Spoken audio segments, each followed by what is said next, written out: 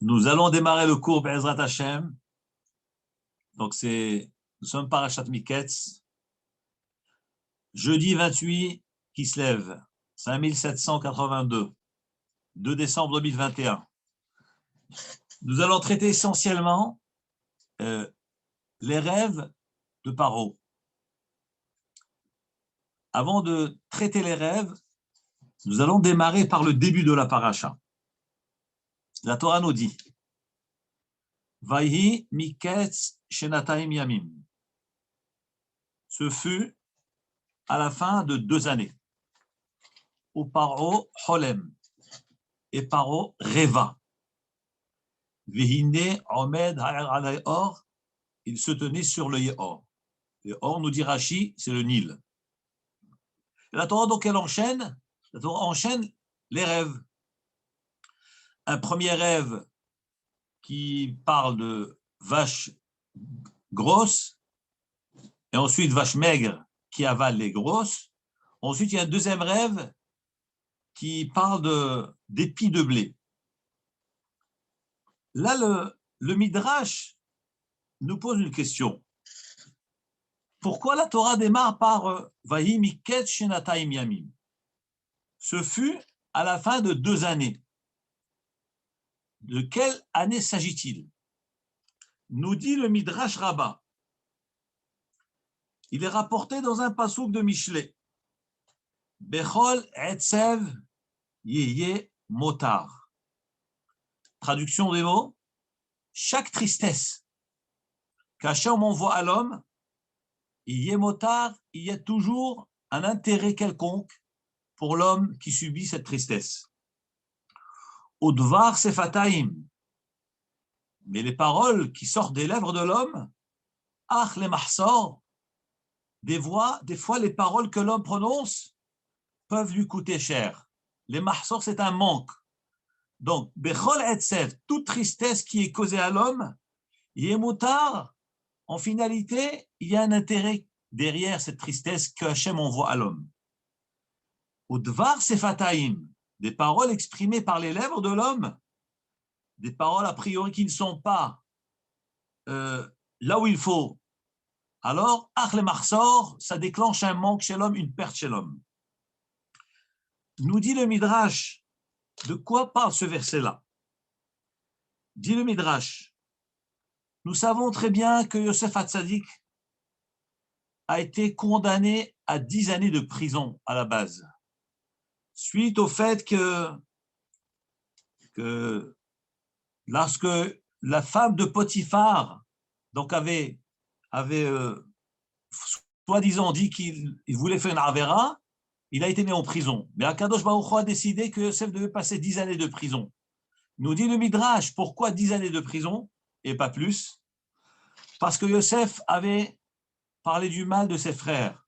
Bien que Chachamim explique que c'était une kavana leshem shamayim, très bonne intention, c'était pour que leur père, Yaakov, leur fasse la remarque, mais malgré tout, Akadosh Baruch Hu a puni Yosef Hatzadik de 10 années de prison, 1 année par frère.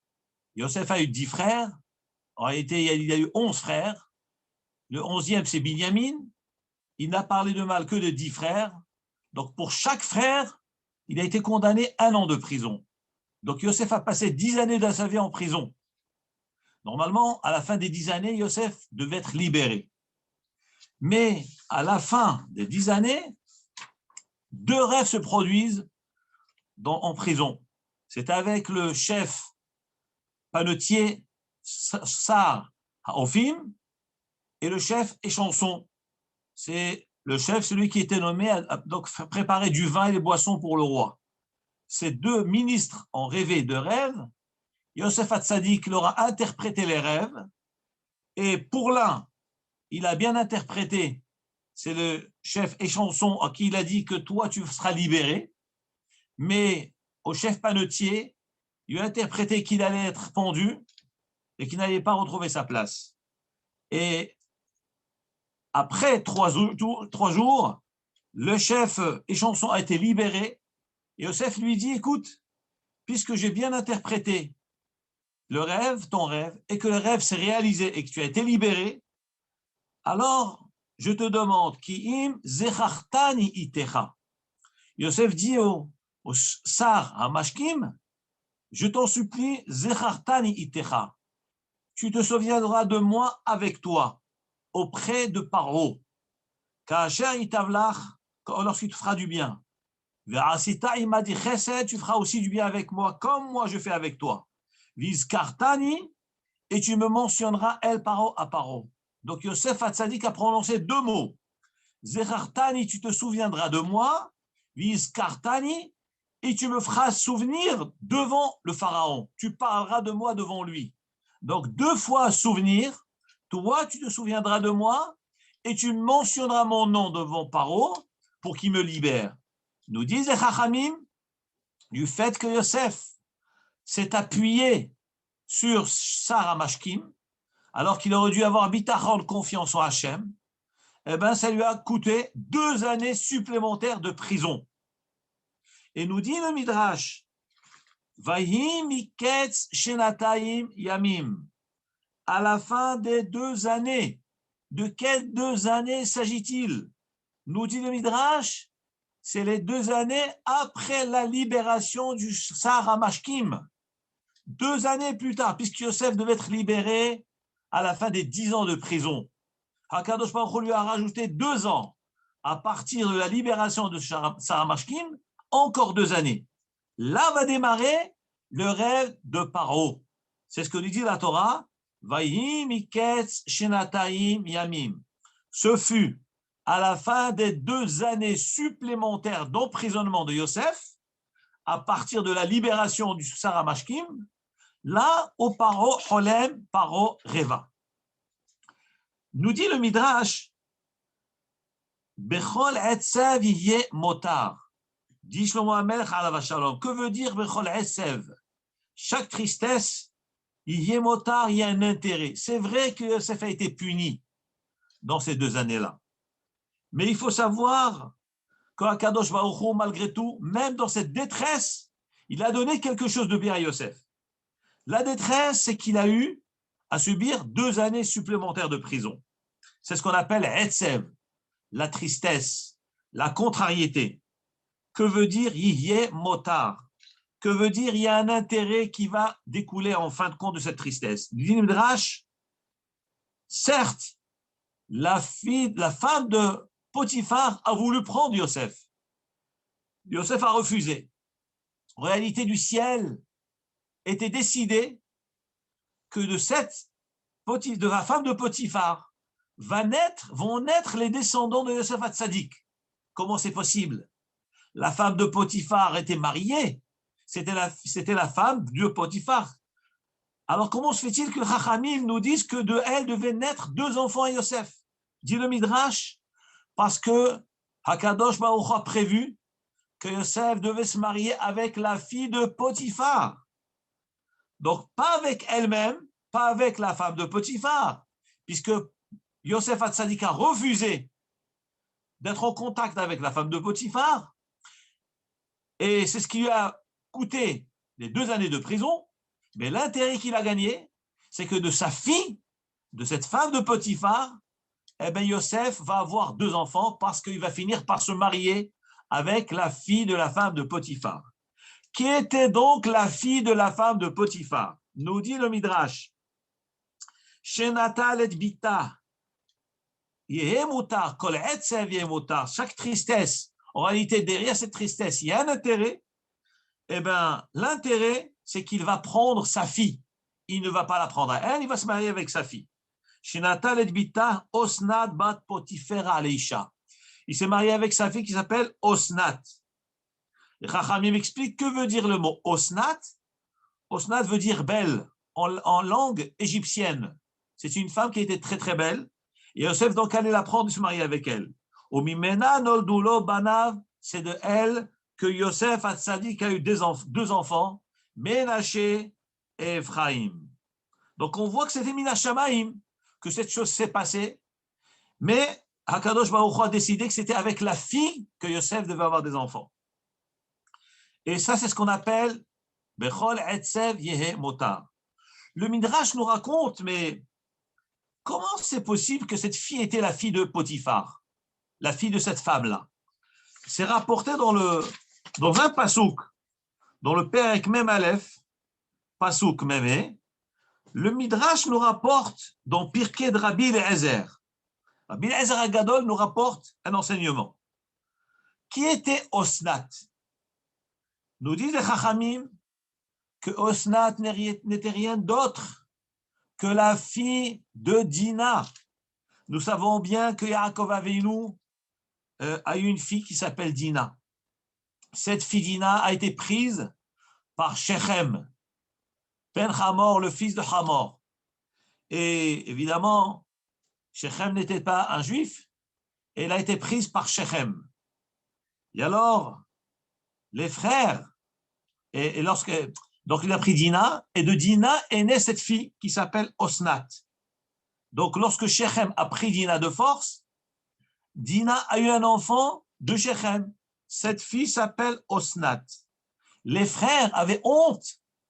Les frères de Yosef avaient honte de leur petite nièce qui est née de Dina, cette relation interdite avec Shechem. Alors, le Midrash dit qu'il l'a menacé de mort parce qu'ils avaient honte d'elle. Yaakov Avinu a craint pour cette petite fille, qui était donc Osnat. Le Midrash dit qu'il a gravé sur une plaque en or un nom d'un malach, un nom kadosh, un nom saint. Il lui a mis autour du cou, il l'a renvoyé de la maison. Il lui a dit que ce nom kadosh qui est avec toi, t'accompagne et te protège. Le Midrash nous dit dans Pirkei de Rabbi Eliezer que le malach Gabriel est descendu du ciel, le malach Michael est descendu du ciel. Il l'a prise, il l'a protégée, il l'a descendu en Égypte. Il l'a placée dans la maison de Potiphar, justement, qui était Sarah Tabachim. Donc Potiphar avait sa femme, et cette femme était stérile. Donc la fameuse femme de Potiphar qui a voulu avoir une relation avec Yosef, c'est cette femme qui a élevé cette jeune fille, Osnat. Et comme elle était stérile, donc elle l'a élevée comme sa fille. Et nous dit le Midrash que plus tard, Yosef Hatzadik allait se marier avec Osnat. Ça, c'est le Midrash, ça, c'est l'histoire de Osnat. Et donc, en fin de compte, nous dit le Pirkei de Rabbi Eliezer qu'il y avait un lien entre Yosef Hatzadik et la femme de Potiphar, mais pas avec la femme de Potiphar, avec sa fille, et plus exactement avec sa fille adoptive, qui est donc Osnat. Et d'où donc cette histoire-là, donc il s'est marié avec Osnat. Et c'est ce que Shlomo HaMelech Alav Shalom dit dans le Sefer de Mishlei, Bechol etzev yehe motar. Dans chaque tristesse, chaque incident, comme ici l'histoire de Yosef, c'est un incident qui lui a valu 2 années de prison, mais il faut savoir que tout a été dirigé par Hachem. Parce que yehe motar, il y avait une finalité en fin de compte de tout cela. C'est qu'il va finir par se marier avec sa fille. Et c'est ça l'intérêt qu'il y avait. Le pasuk continue. Udvar sefataim ach le mahsor. Udvar sefataim, ça veut dire les paroles des lèvres, ach le mahsor, ça déclenche une perte à l'homme. De quoi s'agit-il? Nous dit le Midrash Rabbin, ça parle toujours de Yosef. Yosef qui a dit des paroles en plus. Il n'aurait pas dû dire Zechartani vizkartani. Il n'aurait pas dû compter sur Sarah Mashkim pour aller plaider sa cause devant Paro. Il y a une mahloket dans les commentateurs. Est-ce que l'erreur de Yosef était parce qu'il a fait trop de Ishtadlut? Parce que nous savons très bien, nous, en tant qu'hommes sur terre, en tant que Ben Israël, nous devons faire la Ishtadlut, faire l'effort d'acquérir quelque chose pour la Parnassa, ou pour toute autre chose que nous avons besoin. Il y a une mitzvah de faire Ishtadlut. Maintenant, la question, est-ce que l'erreur de Yosef, c'était parce qu'il a fait la Ishtadlut et qu'il n'aurait pas dû du tout faire de Ishtadlut, d'effort, ou bien il a trop fait de Ishtadlut? Alors, c'est une discussion dans les Mfarshim. Certains Chachamim disent que Yosef a fait trop de Ishtadlut.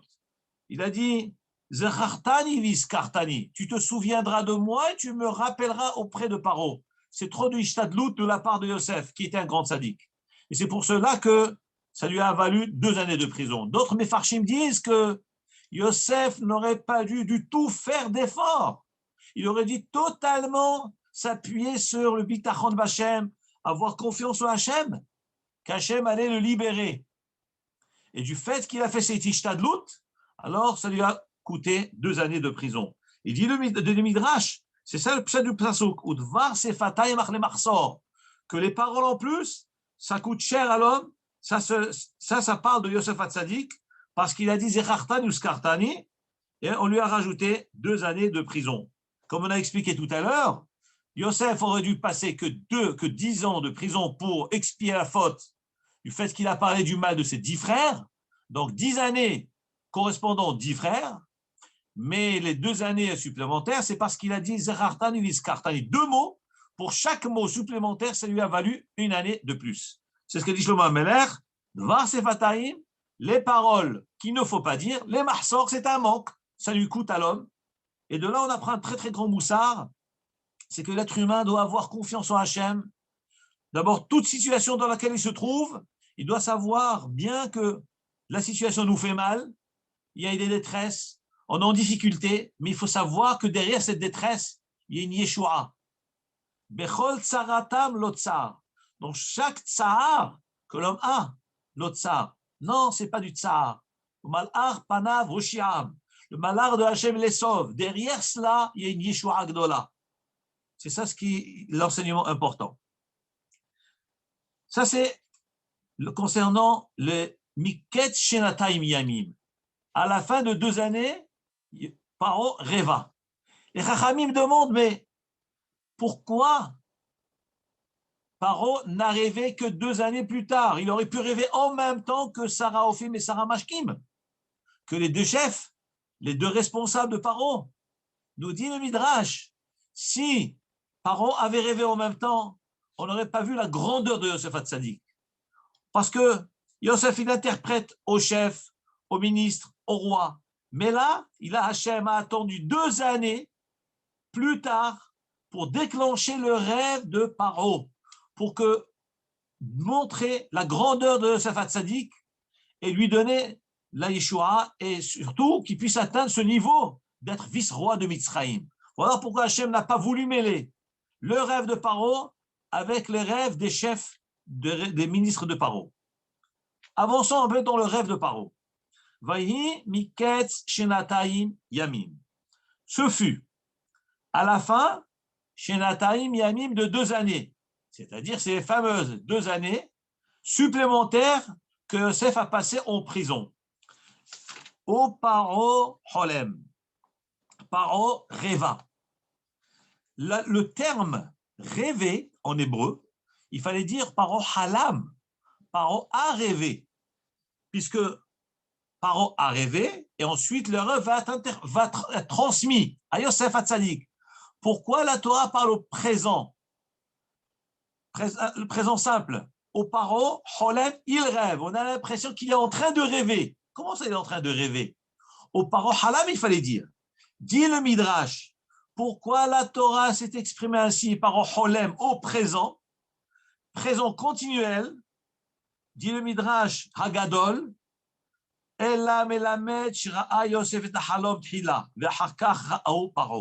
première explication du Midrash Hagadol, c'est quoi Paro Holem?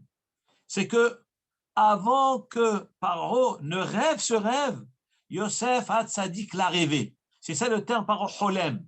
Holem, c'est au présent, c'est-à-dire c'est un rêve qui a été déjà vu par l'interprète. Hakadosh Baruch Hu a révélé déjà à Yosef le rêve de Paro avant que Paro ne le rêve, ou bien en même temps, simultanément que Paro, Yosef Hatzadik a rêvé le rêve de Paro. C'est ça Paro Holem. C'est pas qu'il a rêvé au passé et qu'il va le raconter maintenant à Yosef Hatzadik. Pas du tout. Paro Holem, Yosef Hatzadik rêvait en même temps. Première explication. Deuxième explication qui est rapportée dans le Midrash, toujours dans le Midrash Hagadol. Que veut dire Paro Holem? Dit Rashi, Melamed, Shekol Otam, Sheteshani, Maya Paro, Roet Halom, Bechol Laila Velaila. Holem, c'est une notion continuelle. Ce n'est pas un rêve qui s'est passé d'une façon ponctuelle et momentanée, et qu'il est maintenant dans les souvenirs, dans la mémoire de Paro qui doit le raconter, pas du tout. Cholem, c'est un rêve continuel. Combien de temps il rêvait, ce rêve-là? Donc, Cholem, c'est répétitif, c'est un rêve répétitif. Dit le Midrash, Miket Shenataim Yamim, Paro Cholem. Pendant 2 années, Paro rêva. C'est-à-dire que ce rêve n'a pas duré comme nous l'imaginons, un instant, un laps de temps. Il l'a rêvé, il l'a mémorisé, il va donc le raconter. Pas du tout. Ce rêve est un rêve qu'il rêvait tous les jours. C'est ça ce qu'il y avait de particulier dans ce rêve. C'est que c'était quelque chose de bizarre. On rêve quelque chose, on rêve une fois. Mais là, nous dit le Midrash, il a rêvé pendant 2 ans tous les jours. Où est-ce que le Midrash a tiré cela? Eh bien, c'est dans les mots. Regardez, c'est marqué dans les mots. Miketz Shenataim Yamim. Bon, à la fin des 2 années, dit le Midrash, c'est que pendant 2 années, c'est comme s'il y avait marqué Shenataim Yamim Paro Cholem. 2 années, Paro rêvait. Dit le Midrash, il a rêvé tous les jours, toutes les nuits, il rêvait. Il se réveillait le matin, il se rendormait, il rêvait encore une fois, pendant 2 années. Comme ça dit le Midrash Hagadol, pendant 2 années. Une autre explication qui est rapportée aussi dans le Midrash Rabbah, que veut dire Paro Cholem? Paro rêva. Mais le Midrash dit, mais cette tournure de rêver, on a l'impression qu'il n'y a que lui qui a rêvé. Mais comment c'est possible? C'est comme si on veut nous dire, il rêva, le rêve unique. Mais tout le monde rêve. Qui ne rêve pas? La Gemara dans Maseret Brachot nous dit, un homme qui ne rêve pas pendant 7 jours, une fois pendant 7 jours, nikra ra. Il s'appelle mauvais. C'est-à-dire c'est mauvais pour lui. Donc c'est indispensable. Hachem a fait dans la nature de l'homme de rêver. Maintenant, il nous arrive des fois de croire qu'on n'a pas rêvé, mais en réalité, on rêve et on oublie. On rêve et on oublie. Dit le Midrash, que veut dire paro cholem, paro rêva? Il n'y a pas que paro qui rêve, tout le monde rêve. Dit le Midrash, si la Torah s'est exprimée ainsi, paro rêva, parce que c'est un rêve décisif pour le monde entier. Il rêva, le rêve par excellence.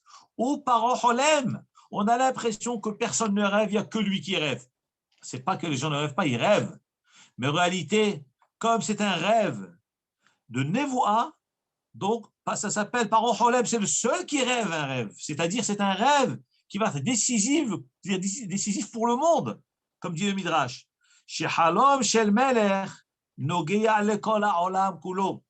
Parce que le rêve d'un roi est un rêve qui concerne le monde entier. Voilà pourquoi la Torah dit Paro Cholem, pour nous laisser entendre, il n'y a que lui qui rêve, bien qu'en réalité tout le monde rêve, mais c'est un rêve qui va donc basculer le monde entier, comme nous allons voir, que le monde entier va en dépendre, puisque l'humanité va se découler en Mitzrayim pour chercher à se nourrir, etc. Donc nous voyons qu'effectivement, lorsqu'un roi rêve, c'est un rêve qui est pour le monde entier. D'ailleurs, Shlomo Amelech, il dit, Lev Melachim biyad Hashem, le cœur de roi est entre les mains de Hachem. C'est-à-dire qu'un roi qui est nommé roi, il n'est pas nommé roi par hasard. Même si c'est un roi non juif, c'est qu'Akadosh Baruch Hu a décidé que ce roi soit nommé. D'où la halakha très connue, rapportée dans la Gemara et dans le Shulchan Aruch, que lorsque nous voyons un roi non juif, nous devons faire une bracha. Tout roi, mais même un roi non juif. Quelle bracha nous devons faire?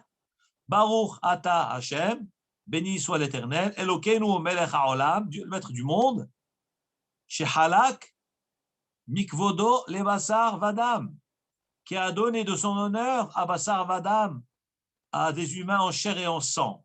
Et la Gemara dans le traité de Brachot dit que cette bracha, on l'a fait même pour les rois goy.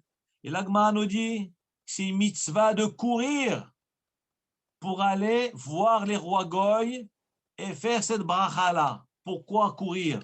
Mais Dalgim, Haïno al-Gabe Aronot, la Gemara dit que même à l'époque, on sautait par-dessus les tombes pour aller pour voir le roi. Bien qu'une tombe, c'est tamé, mais il y a comme la Toum'a ne sort pas, parce que la Gemara dit dans Brachot qu'il y a un écart entre le corps du défunt et la tombe, le couvercle de la tombe, donc la Toum'a reste dedans, donc la Toum'a ne sort pas par-dessus. Et donc, les Chachamim m'ont permis de pouvoir sauter par-dessus les tombes pour aller voir les rois des Goïms. Mais pourquoi courir voir un roi Goï? Dit la Gemara, afin que l'homme puisse distinguer la différence qui est entre un roi non-juif et un roi juif. Parce que si déjà pour un roi non-juif, on voit le kavod qu'on lui fait, on court, le cortège, la population, l'accueil, alors Kol Shekel a plus forte raison, lorsque Mashiach va venir, on verra la différence de ce que c'est un roi. D'où la mitzvah de courir et de voir même un roi goy et de faire cette bracha-là. Qu'est-ce que nous voyons donc? Qu'un homme qui est nommé roi, c'est que ça a été décidé du ciel.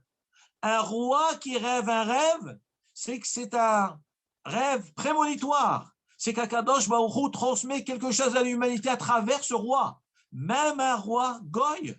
Donc nous voyons, et c'est ce que dit le Midrash, ou paro holem, paro reva, on a l'impression que c'est le seul qui a rêvé, en réalité tout le monde rêve. Dit le Midrash, Rabbah, tout le monde rêve, c'est vrai, mais son rêve à lui, c'est un rêve particulier, parce que lui, c'est un roi, et le rêve d'un roi est un rêve décisif pour l'humanité, pour la terre entière, le Chol HaOlam Kulo. Maintenant, passons au rêve.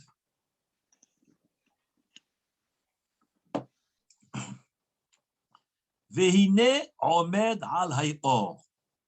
Paro donc a rêvé qu'il se tenait sur le Or. C'est quoi le Or? C'est le Nil. Le mot Or veut dire fleuve. Mais Hayor avec He, le fleuve, pronom défini, nous dit Rashi, Or veut dire le Nil. C'est le grand fleuve qui a alimenté tous les autres fleuves. Donc, Paro a rêvé qu'il était sur le fleuve.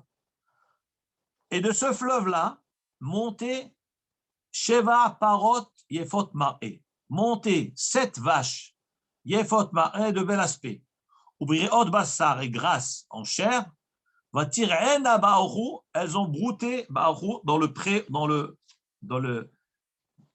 dans cet endroit-là. Là, les Chachamim nous expliquent que c'est quoi cette notion de Sheva Parot? Donc, le pharaon a rêvé ces 7 béhémotes-là. Nous dit le Baal à Tourim quelque chose d'extraordinaire. Le chiffre 7 n'est pas par hasard. Il dit le Baal à Tourim, Sheva Parot. Que veut dire 7 vaches? D'abord, pourquoi la vache? Et pourquoi le chiffre 7? Dit le Baal à Tourim à la vache Shalom. L'Égypte s'appelle Egla, s'appelle une génisse, comme il est marqué dans le Navi, Egla Yefefia Mitzraïm. Le Navi à la vache Shalom dit que l'Égypte est comparée à une génisse belle. Donc, Parot, c'est la notion de l'Égypte. Pourquoi le chiffre 7? Regardez quelque chose d'extraordinaire. Il dit le Baal à Tourim que le chiffre 7 qu'il a rêvé, les 7 vaches grasses, Al-Shem, parce que l'Égypte était englobait 7 autres pays, 7 autres populations, dont les noms sont les suivants. Mitzraïm, Ludim, Lehavim, Naftochim, Patrousim, Kaslochim, Kaftorim. Ces 7 noms-là, c'est les descendants de Mitzraïm. D'ailleurs, lorsqu'on voit le Sefer de Bereshit, il y a un enfant qui s'appelle Mitzraïm, des descendants. Et les enfants de Mitzraïm, donc il y en a 7 en tout.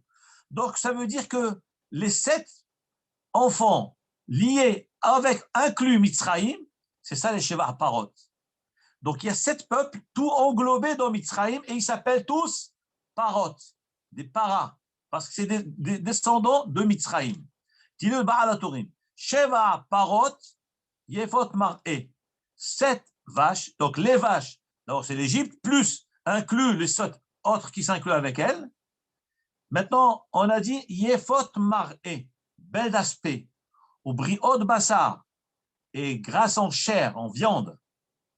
Dit le Baal HaTourim que dans le rêve ensuite, il va y avoir 7 autres qui vont donc monter du Nil, mais cette fois-ci, des vaches maigres. Qui c'est ces vaches maigres? Dit le Baal HaTurim, les vaches maigres, ça correspond aux 7 peuples de Canaan. Nous savons bien que Eretz Canaan, la terre de Canaan, est composée de Shiv'a Hamemin, des 7 peuples. Et on les appelle, dit le Baal HaTurim, les vaches maigres, parce qu'il va y avoir de la famine dans ces pays de Canaan. Et les vaches maigres vont avaler, les grosses, elles vont descendre en Égypte, elles vont avaler, elles vont vouloir se nourrir et acheter du blé de Mitzraïm. Il dit le Baal HaTurim, maintenant on comprend déjà ce que veut dire le rêve. Vine Shiva Parot, et voici, donc dans le rêve, il voit 7 vaches, Yefot Mar'e, Ben d'aspect, c'est qui? C'est les 7 peuples qui englobent, inclus Mitzraïm dedans. Elles sont Yafot, belles d'aspect, parce que l'abondance se trouve en Mitzraïm. Et les autres 7 vaches maigres, c'est ceux qui vont venir se nourrir en Mitzraïm, justement. C'est les 7 peuples de Canaan. Donc on comprend ces chiffres 7 et 7. Que veut dire Olot Minay Or? Déjà, une première chose, le pasuk dit que Paro était sur le Nil. Omed alay or. Omed alay or, il est debout dessus. C'est quoi cette notion de debout dessus? Nous dit le Midrash, les nations du monde, les idolâtres, ont besoin de se tenir sur leur Dieu. Qu'est-ce que ça veut dire? Nous savons très bien que le Nil, c'était le Dieu d'Égypte. C'était lui qui nourrissait l'Égypte, parce que les crues du Nil, c'est du Nil d'où donc on abreuvait, on arrosait toutes les terres de Mitzraïm, parce qu'il n'y avait pas de pluie, il n'y avait pas de nuages en Mitzraïm. Et j'avais entendu de mon maître du Maroc, Rabbi Nissim Benissi Alav Shalom, il nous avait dit que comme en Égypte, il n'y a pas de montagne, donc les nuages ne pouvaient pas s'arrêter. Les nuages étaient constamment en mouvement, et donc il n'y avait pas de nuages et donc pas de pluie. Donc la seule source en eau d'Égypte, c'était le Nil. Lorsqu'il y avait la crue du Nil, eh ben, le pays pouvait vivre. Et nous disent les Chachamim, donc ils en ont fait un dieu, une divinité. Et Paro se prosternait devant le Nil. Et le Midrash nous dit qu'il était dans son rêve et il était debout. Omed alay or. Dit le Midrash, les nations idolâtres, eux, ont besoin de se tenir sur leur Dieu pour protéger leur Dieu. Parce que leur Dieu est faible. Donc, Omed alay or, il se tient au-dessus de lui. Par contre, Am Israël, Hakadosh Baruch Hu est au-dessus de nous. Comme il est marqué dans Avraham Avinu, Veine Adonai Nitzav Alav. Hachem est sur lui. Hakadosh Baruch Hu, c'est lui qui nous protège. C'est Hakadosh Baruch Hu qui est au-dessus de nous. Nous sommes rien. Nous sommes à ses pieds. Et lui est au-dessus de nous pour nous protéger. Par contre, les Ummot HaOlam, les nations idolâtres, eux ont besoin de se placer au-dessus de leur Dieu. Eux essaient de protéger, de justifier leur Dieu, parce que leur Dieu est faible. Voilà pourquoi la Torah nous dit que lui se tenait sur le or. Le Midrash continue et nous explique. Il est rapporté dans le pasuk Sheva Parot. Donc on a dit les 7 peuples. De Mitzraïm, c'est les vaches grasses. Sheva Aherot, les 7 autres, c'est les 7 peuples de Canaan. Maintenant, là se pose un autre problème, et il y a marqué Vatir'en Aba'ahu, que c'est les vaches grasses, elles broutaient Ba'ahu dans les temps. Que veut dire le mot Ahu? Alors, le Midrash Rabbah explique. Il y a ici un remède, une allusion. Ahu, ça vient du mot Achva. Ahu, c'est comme Achi, mon frère. Nous dit le Midrash, lorsqu'il y a des vaches grasses, les gens sont frères entre eux. Il y a de l'amitié qui se crée entre les humains. C'est pour ça qu'il y a marqué Vatir'ena Ba'ahu. Mais lorsqu'il y a la famine dans le monde, il n'y a plus personne, il n'y a plus de fraternité, il n'y a plus d'amitié, chacun pense qu'à soi. Et c'est ce qu'il dit le Midrash. Vatir'ena Ba'ahu, il nous révèle un sod, un enseignement, qu'en période d'abondance, on est tous copains avec tout le monde. Mais lorsqu'il y a la détresse, on ne connaît plus personne, alors que la Torah veut de nous le contraire. Au contraire, on est frères avec tout le monde, c'est dans les bons moments et les pires moments. On s'attache de solidarité avec l'autre. on soutient les personnes en détresse. Et là, le Midrash nous dit que la notion dans le monde, c'est que lorsqu'il s'agit de vaches grasses, là, Ahu veut dire achva. Là, on devient amis, on est copains. C'est-à-dire que tout fonctionne par intérêt. Lorsqu'on a des intérêts l'un de l'autre, alors on devient ami avec l'autre, on devient frère avec l'autre. Mais dès que c'est la famine, dès que c'est la difficulté, il n'y a plus de Ahu. Les gens se dispersent. Ça aussi, c'est un enseignement de la paracha. Ça veut dire rien à Ahu. Donc, ça a été le premier rêve. Donc, 7 vaches grasses qui montent du Nil. Ensuite, derrière elles, vont monter 7 vaches maigres. Les vaches maigres vont avaler les vaches belles. Velo noda ki ba'u al kirbena. Et on ne va même pas remarquer sur les vaches maigres qu'elles ont avalé les 7 grasses, c'est-à-dire elles vont garder leur maigreur comme elle était auparavant. C'est-à-dire que la famine va être tellement forte qu'on va oublier carrément toutes les années d'abondance. Ça, c'est le premier rêve. Le deuxième rêve, c'est quoi? Paro a rêvé Veine Sheva Shibolim. Et voici Sheva Shibolim, 7 épis de blé. Rolot, elle montait. Bekane Echad, dans une seule tige. Beriot Vetovot, des épis saines et bonnes, bien pleines. Et ensuite, Veine Sheva Shibolim. Et après ces 7 épis, il y a 7 autres épis, Dakot, maigres, Shedufot Kadim, frappés par le vent de l'Est, brûlées, c'est-à-dire elles sont maigres, desséchées, Sobhot Aharehen, elles poussent derrière ces épis de blé épaisses et saines. Et voilà que les 7 épis maigres avalent les 7 épis saines. Vaikatz Paro, et là, Paro se réveille. Vous savez, il y a quelque chose de très, très étonnant. Très étonnant. Donc, il fait 2 rêves. Nous dit le Midrash qu'il est marqué dans le Passouk qu'au Paro, lorsqu'il s'est réveillé, il ne savait plus quoi faire. Alors, je vous lis le verset. Le Passouk dit Vaïba Boker, ce fut le matin, Vatipa Emroho. Et son âme bouillonnait en lui comme une cloche. Et il n'était pas tranquille. Vaishlach, il a envoyé et il a fait appel à Hartoumé Mitzraïm. Alors, traduction Hartoumé, c'est des sorciers. Et apparemment, ils étaient en même temps sorciers et interprètes. Ils faisaient tout. Et Ve'et Kol Chachamea, il a fait appel à tous les Chachamim de Mitzraïm. Et il leur a raconté ses rêves. Ve'en Poter Otam le Paro. Et personne n'a pu interpréter le rêve à Paro. Qu'est-ce que ça veut dire que personne n'a pu interpréter le rêve? Ça, il faut comprendre. Alors, regardez ce que dit le Midrash. Le Midrash nous rapporte Ve'en poter otam les Paro. Qu'est-ce que ça veut dire qu'ils n'ont pas pu interpréter? C'est pas qu'ils n'avaient pas d'interprétation. Il y avait des interprétations, mais l'interprétation ne convenait pas. Alors, quelles étaient les interprétations? Regardez ce que dit le Midrash Rabbah. Chapitre 9. Le Midrash dit Ve'en poter otam. Personne n'arrivait à interpréter. Pourquoi? Amar Rabbi Yoshua de Sichnin. Rabbi Yoshua de Sichnin dit au nom de Rabbi Lévi Potrim hayoto. C'est sûr que les Chachamim d'Égypte et les Chartoumim ont interprété. Seulement leur interprétation n'a pas plu à Paro. Pourquoi? Qu'est-ce qu'ils ont dit comme interprétation?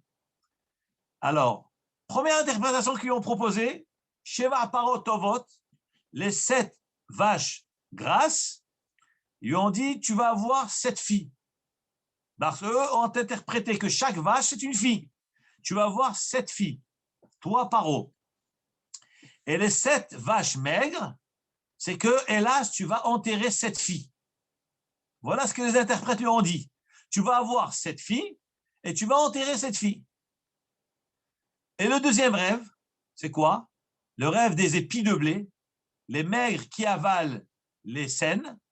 Alors, les interprètes lui ont dit, les épis de blé, c'est des pays. Tu vas conquérir 7 pays. Mais les 7 maigres, c'est que tu vas perdre 7 pays vont se révolter contre toi. Donc tu vas conquérir 7, mais 7 autres vont se révolter contre toi. Alors, et Paro n'a pas accepté cette interprétation-là. Mais là, il faut comprendre. Regardez ce qui est rapporté. Il y a un chumash qui s'appelle Rav Peninim. Dans ce chumash, il y a plein de perushim. Il rapporte la question d'un chacham qui s'appelle Maharam al-Mushnino. Ça doit être un Rav espagnol du Moyen-Âge. Il dit que le Rabbi Moshe al-Mushnino a posé une couche à Hatsuma. Il dit, mais je ne comprends pas. Ici, on a affaire à des interprètes, à des sorciers. Ils n'ont pas pu interpréter pourquoi ils avaient besoin d'aller chercher loin, de parler de la conquête de cette ville, de perdre cette ville, ou bien qu'il va avoir cette fille, qui va perdre cette fille. Mais ils n'avaient qu'à prendre le sens simple des mots du rêve. Qu'est-ce qui a marqué dans le rêve? Le rêve nous parle de vaches. Eh bien, c'est très simple. Qu'est-ce que c'est les vaches?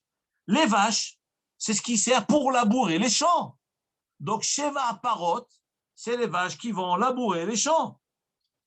Et les épis de blé, c'est quoi? Eh bien, c'est la moisson, tout simplement. Et donc, on aurait pu interpréter ce rêve d'une manière très, très, très simple. Sheva Parot, Parot a rêvé 7 vaches. Cette vache, c'est la notion de labour. C'est que la terre va être labourée. Elle va donner du blé. D'ailleurs, le labour, la vache et l'épi de blé se marient ensemble. La vache va travailler la terre et l'épi de blé, c'est le résultat du travail de la vache. Donc, en fin de compte, les deux rêves n'en font qu'un. L'un, c'est la conséquence de l'autre. La vache qui travaille la terre, c'est la vache grasse qui travaille la terre, ça va donner du blé sain. C'est les 7 années d'abondance. Et ensuite, les vaches maigres, c'est-à-dire le manque de travail de la terre, c'est-à-dire le labour, il n'y a pas de force pour labourer la terre, et par conséquent, la récolte sera frappée, elle sera maigre, donc c'est la famine. Donc, dit Rabbi Moshe al-Mushnino, il dit, mais je ne comprends pas, comment se fait-il que ces sorciers-là, ou ces chachamim de Mitzrayim n'ont pas pris la simplicité des choses. D'ailleurs, c'est ce que Yosef a fait. Yosef a traduit tout simplement les 7 vaches grasses et les 7 années d'abondance. Et les 7 mecs, c'est les 7 années de famine. Et le blé, ben c'est la même chose. Bon, Yosef Hatzadik, il a dit Chalom et Chadou. Le Chalom, le rêve que toi, Parot, as rêvé, c'est un seul rêve. Les deux rêves n'en font qu'un seul. Alors il demande Rabbi Moshe al-Mushnino, comment se fait-il que les Chachamim n'ont pas compris ça? Alors regardez ce qu'il dit. Il dit que un rêve, ça peut s'expliquer de 2 façons. On peut ou l'expliquer selon son sens simple, ou bien selon Machal Vechida, par parabole. L'approche d'un rêve est une parabole.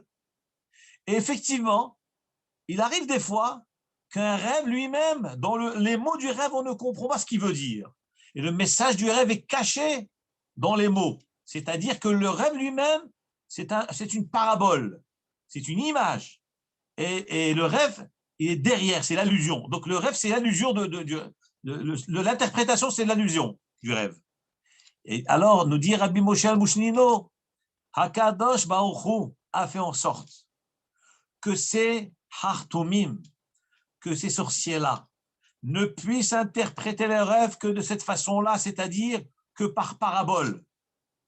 Une parabole, que les 7 vaches grasses, c'est des villes ou c'est des filles, etc. Hakadosh Baruch Hu leur a mis dans l'esprit cette interprétation-là. Pourquoi Hachem a fait ça? Pourtant, ce rêve, et dans son sens simple, c'est véritablement l'abondance ou la famine. Tu n'as pas besoin de passer par 1000 chemins. Midi 14 heures. Nous dit les Chachamim, Hakadosh Baruch Hu a fait tout cela. Pourquoi? Hakadosh Baruch Hu a fait ça, c'est pour pouvoir donner l'occasion à Yosef Hatzadik d'atteindre les grandeurs, de devenir le vice-roi de Mitzrayim. Bien que ça paraît tellement simple, tellement évident le rêve. Quand Yosef l'a traduit, il a interprété, c'est très très simple, il n'a pas été chercher des sodotes, il n'a pas été chercher des kavanotes, des interprétations profondes, rien du tout. Qu'est-ce qu'on voit de là? C'est Akadosh Baruch Hu qui a fait ça. Parce qu'Akadosh Baruch Hu a voulu que Yosef Hatzadik devient le roi de Mitzraïm et que le frère de Yosef descend dans Mitzraïm avec Yaakov et que la galoute puisse démarrer comme Hachem a dit à Avraham Avinu, qui guerre Yezaracha be'eretz lo lahem, car guerre étranger sera ta descendance dans une terre qui n'est pas la leur. Donc on voit que tout a été dirigé par Hachem. Et des fois, des choses tellement simples, tellement évidentes, et les gens font chercher, ils ne trouvent pas. La réponse est, c'est Hachem qui ferme les yeux des Mchashefim, des Hartomim et des Chachamim. Il leur ferme les yeux. Pourquoi? Mais pourtant c'est évident. Parce qu'Hachem a un programme, Hachem a un seder, Hachem doit atteindre un objectif qui est Yosef doit devenir le tzaddik. Yosef doit devenir le Meler de Mitzrayim. Voilà pourquoi. Comme ça, il dit Rabbi Moshe Al-Mushnino. Et c'est un grand moussard pour nous dans la vie, que des fois, on a des événements qui arrivent et on va chercher des choses tellement loin de la logique. Mais non, c'est pas ça. Reste dans la simplicité. Essaie de comprendre ce que tu as devant toi. Hachem te transmet un message dans la simplicité, dans ce que Hachem il t'envoie. Moi, j'ai eu une dame qui m'a appelé de Lyon, il y a quelques années. Elle m'a dit, il paraît que vous interprétez les rêves. Je dis, écoutez, moi, je ne suis pas interprète, mais bon, moi, j'étudie la Torah. Je sais un petit peu, humblement, ce que la Torah dit. Écoute, elle me dit, écoutez, j'ai un petit souci, parce que j'ai rêvé que j'étais en train de manger, et mon pain est tombé de ma main, il a roulé. Qu'est-ce que ça veut dire? Alors, entre nous, qu'est-ce que moi, je vais dire à cette dame? Moi, je suis prophète, je suis interprète, je suis rien du tout. J'ai dit, madame, on va réfléchir ensemble. On va réfléchir ensemble. Elle me dit, à quoi vous allez réfléchir? Il est vrai, je lui ai dit, madame, il est vrai que j'ai un livre à la maison, un gros livre, qui a été écrit par un grand chacham qui s'appelle Rabbi Shlomo Almouli. C'est un livre qui parle d'interprétation de rêves, des choses extraordinaires, extraordinaires. Mais je lui ai dit, avant d'aller dans les interprétations, déjà, analysons. Qu'est-ce que vous avez rêvé? Qu'est-ce que cela veut dire? Vous me dites que votre pain est tombé de votre main. Alors je lui ai dit, écoutez, je vous dis ce qui est marqué dans la Gemara. Peut-être je me trompe, mais je vous dis ce que moi j'aurais fait pour moi-même personnellement. Nous savons bien que le pain, c'est la parnassa. La Gemara dit dans Maseret Ktubot, faire très attention de ne pas accrocher du pain dans un sac, l'accrocher en l'air. Il dit, celui qui est étonné, plutôt celui qui accroche son pain, on est le mésonotav, on suspend sa parnassa. C'est-à-dire, il perd sa parnassa. Comme ça, c'est marqué dans la Gemara. Le pain qui tombe, c'est la même chose. Je lui ai dit qu'il y a une autre histoire dans la Gemara. La Gemara raconte qu'un rave, un des chachamim, un des amoraïm, il voulait manger. Il s'est assis sur du gazon, sur de l'herbe. Il s'est mis à manger. Et au moment où il a fini de manger, donc il s'est levé et il a vu que de son pain, de son goûter, sont tombées des miettes sur l'herbe. Il ne pouvait pas les enlever. Il a arraché une plaque d'herbe, il a été au fleuve, il a jeté la plaque d'herbe dans le fleuve.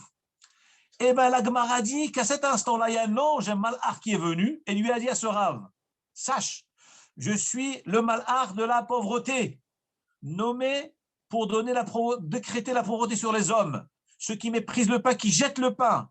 Et j'étais devant toi, j'attendais pour voir qu'est-ce que tu vas faire avec ton pain, avec ces miettes-là.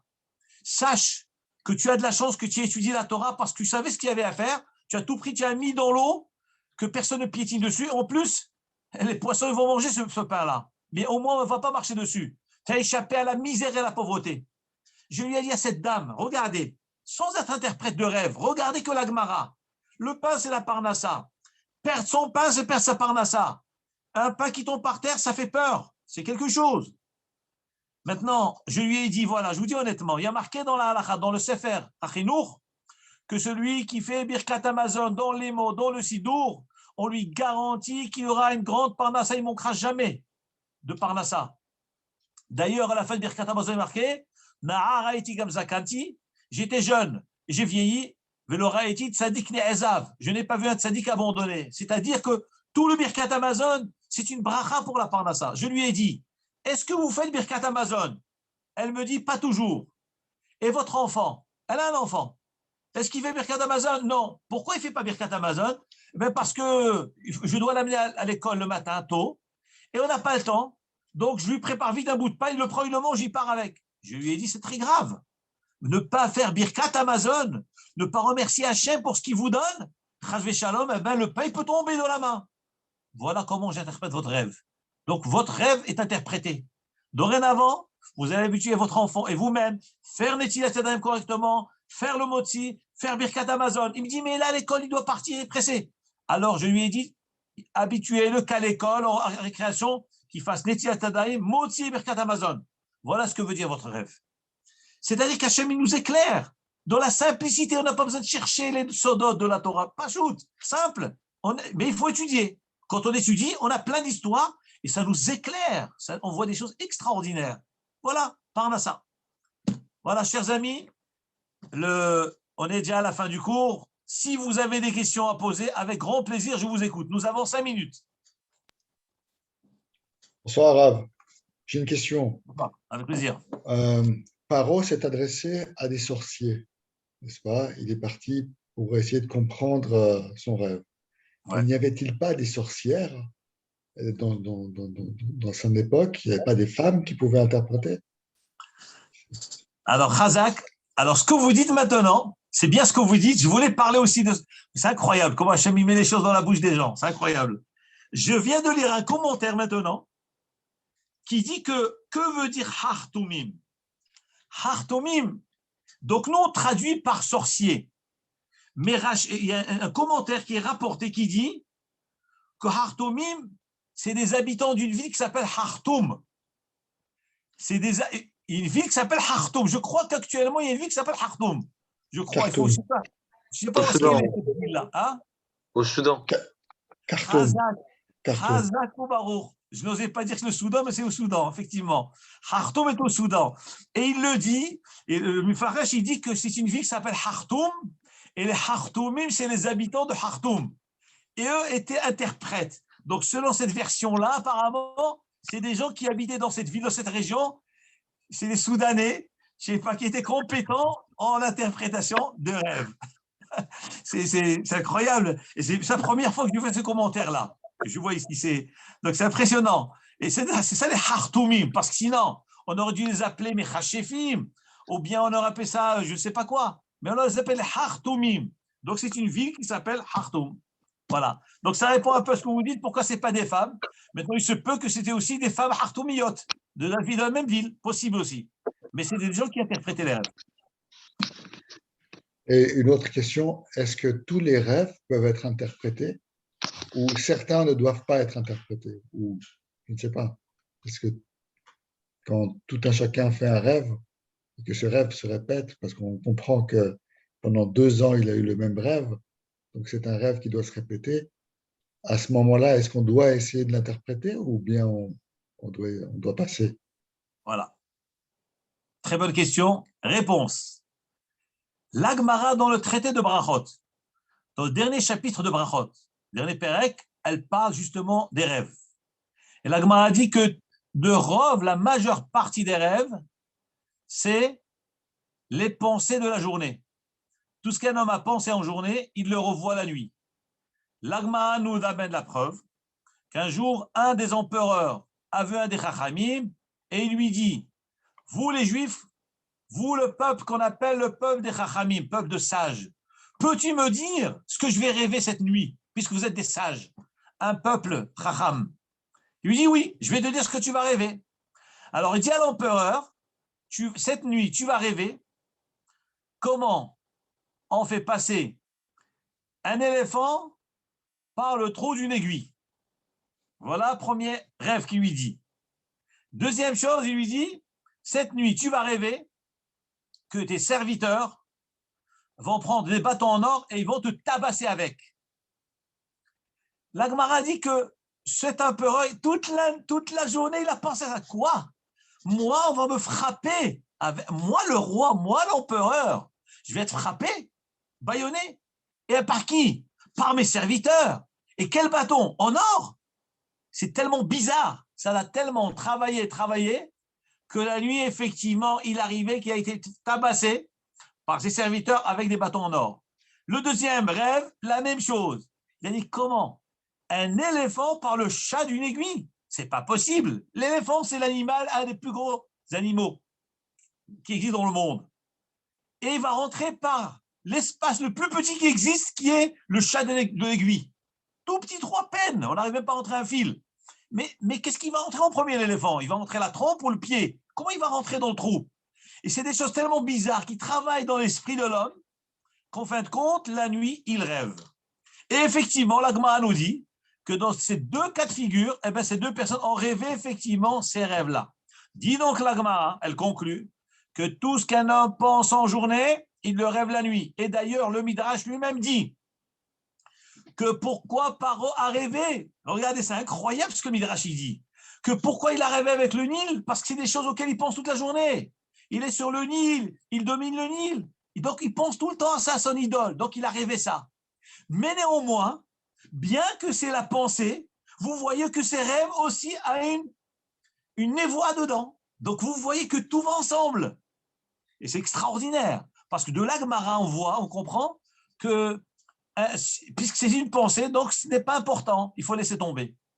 Mais de ce midrash, nous voyons de cette paracha, les deux choses à la fois. En même temps, il y pense, donc il rêve, mais en même temps, il y a une vérité dedans, puisque c'est une prophétie. Conclusion, lorsqu'on m'appelle, je peux vous dire que je reçois plein de coups de fil. Je ne sais pas à qui envoie les gens chez moi. Je reçois plein de coups de fil de Lyon, de Paris, de partout. Des gens qui m'appellent pour des rêves. Je ne sais pas pourquoi. Et pourtant, je ne suis pas interprète. Je dis, si Hachem a fait que ces gens m'appellent pour des rêves, et je sais que la plupart des rêves, c'est des bêtises. Mais moi, je ne vais pas dire aux gens que c'est des bêtises. Imaginez cette femme-là qui m'a appelé de Lyon et qui me raconte son histoire qu'elle a perdu son pain. Je lui dis, madame, c'est des bêtises, laissez tomber. On n'aurait rien gagné. Mais j'ai gagné maintenant. Je prends le rêve qu'elle a rêvé et j'en fais un monument. Je lui dis, madame, dans ton rêve, je vois que tu ne fais pas Birkat Amazon. Elle m'a dit, oui, je suis d'accord, c'est vrai. Et votre fils ne fait pas. Oui, c'est vrai. Mais regardez, c'est extraordinaire. Même dans des choses qui, a priori, n'ont pas d'importance, qui sont juste la pensée, le fruit de la pensée de la journée, on peut trouver dedans un message du ciel. D'où j'ai tiré cet enseignement-là. Et je conclue le cours. Cet enseignement, parce que j'ai vu, je ressens fortement que si Hachem a créé ce phénomène du rêve, d'hypnose dans la nuit, c'est qu'il y a quelque chose à tirer de cela. Bien que c'est la pensée de la journée, mais il y a quelque chose à tirer. Ce n'est pas possible que ce soit par hasard ou la fatigue de l'homme. Il y a toujours un moussard à tirer. Moi-même, personnellement, quand je rêve, et je sais que c'est lié à des choses que je vois en journée, mais je dis quand même, il y a un petit moussard à tirer, un enseignement à tirer de cela. Et je ressors renforcé de cela. Donc, jamais dire aux gens, c'est des bêtises, c'est rien du tout, laisse tomber. Pas du tout. Il faut chercher la Hirat Shamaim. Qu'est-ce qu'on peut lui enseigner de cela? Et bien, au Hachem, on trouve toujours quoi donner. Voilà, chers amis, Shabbat Shalom. Merci d'avoir suivi ce shiur. Hachem ne nous envoie que des bons rêves. Faites bien Kirat Shema à la mita pour ne pas avoir de cauchemar la nuit. Et passez un très bon Shabbat et à très bientôt. Ah, juste une question. On a dit que Youssef, il s'est marié avec la Osnat. fille, la fille de la femme de Potiphar. Ouais. Mais du coup, c'était sa nièce. Parce que vu que c'était né de Dina, donc comment ça se fait que l'oncle il peut se marier avec la nièce, mais le neveu il peut pas se marier avec la tante? C'est un dit de la Torah. Nous voyons que tous les Avot se sont mariés avec leur nièce. Tous les Avot. Abraham Avinu s'est marié avec Sarah. Après, Yitzhak avec Rivka. Et donc, on voit que tout est lié, tout est en famille. Yaakov avec Rachel et Léa. Vous comprenez? C'est incroyable. Mais maintenant, l'inverse, on n'a pas le droit. Que le neveu ne peut pas se marier avec la tante. C'est un issour, bien sûr. C'est des psukim, on apprend, c'est des halachot dans la Torah. Donc, c'est Israël Tamelech, Hakadosh Baruch Hu a décrété que le mariage marche que dans un sens et pas dans l'inverse. Ah, c'est clairement écrit dans la Torah, quoi. Bien sûr, c'est un sourd, bien sûr. On va se marier avec sa tante. Et une fille Mais, ne peut pas se marier avec son oncle. mais comment on a dit aussi après, juste, ou paro cholem, que ça faisait allusion à Yosef. Mais je n'ai pas très bien compris que l'explication qu'on a dit que ou par O Cholem, ça peut faire allusion à Yosef. Je vais te lire le Midrash qui dit, rapidement. Ouais, Cholem, il dit le Midrash, au paro Cholem, Melamed, une seconde, je lis. Voilà, Paro Cholem, Belo Vav. Il n'y a pas le Vav dans Cholem. Et là, Melamed Shera a Yosef et Achalom Trila. C'est pas que Paro a rêvé avant. Cholem, c'est-à-dire il rêve quelque chose qui a été révélé à quelqu'un d'autre. C'est ça Cholem. Lorsqu'on dit il a rêvé quelque chose qui a été révélé à quelqu'un d'autre. Alors que si c'était son propre rêve que lui-même, on aurait dit Chalam. Il a rêvé, c'est fini, maintenant c'est dans la mémoire de Paro. Alors que là, c'est marqué Cholem, il rêve quelque chose qui existe déjà ailleurs. Qui c'est qu'il a? Ben, c'est Yosef. C'est extraordinaire. On apprend ça du Vav qui manque, quoi. Oui, parce qu'il n'y a pas, exactement, il y a marqué son Vav, Cholem. C'est un chidouche. Un beau truc. Dernière question pratique. Comment ça se fait que on a la possibilité pour aller voir un roi Goy, vous avez dit qu'on peut sauter au-dessus des tombes. Mais un Cohen, d'accord, mais un Cohen, il peut pas passer en avion au-dessus des tombes. Et nous, on peut sauter au-dessus. Hazak. La Gemara dit elle-même, elle dit parce que les tombes, à l'époque, on laissait un tefachon, une halakha. Pourquoi on n'a pas le droit de passer au-dessus d'une tombe? Parce qu'au-dessus de la tombe, parce qu'on a ce qu'on appelle Touma, qui est concentrée, et si elle est fermée, et donc la Touma, elle explose et elle sort, elle va jusqu'au ciel. Mais si on laisse un vide entre le corps, le défunt, et le dofek, et le couvercle du cercueil, alors la Touma, elle reste dedans, elle ne sort pas. Seulement, donc, elle reste dedans en réalité. Donc, en réalité, comme il y a ce vide, donc ça devient que des rabananes. Mais pour les rois, on a le droit d'y aller. C'est un chidouche. Pour un roi goy, c'est extraordinaire. Mais Dalgin, Aranot, m'a dit on a le droit de sauter par-dessus. Pourquoi? Tellement que c'est important de voir un roi goy. Mais qu'est-ce qu'il y a à voir? Pour qu'on puisse faire la bracha et distinguer la différence entre un roi goy et un roi juif. Quand Mashiach va venir, Be'ezrat Hashem, et qu'on se retrouve très bientôt à Biat Mashiach, Amen. Shabbat Shalom et à très bientôt. Shabbat Shalom, merci beaucoup. Shabbat Shalom, merci beaucoup. Shabbat Shalom. Au revoir.